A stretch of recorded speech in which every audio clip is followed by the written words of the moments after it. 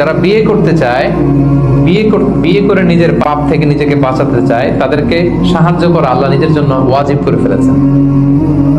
তিন শ্রেণী, আল্লাহ বলে 3 ধরনের ব্যক্তিকে সাহায্য করা আমি আল্লাহর উপর ওয়াজিব। কয় শ্রেণীর? এর মধ্যে এক শ্রেণীর হচ্ছে যে বিয়ে করতে চায়, আর নাকি আল্লাযী ইউরিদুল আফাফ, পুত পবিত্র থাকতে যে, চরিত্র বাঁচাতে যে বিয়ে করতে চায়, টাকা নাই, সমস্যা এটা সেটা, কিন্তু খুব চাচ্ছে বিয়ে করতে। আল্লাহ বলে ওই যুবককে হেল্প করা আমি আল্লাহর জন্য ওয়াজিব হয়ে গিয়েছে।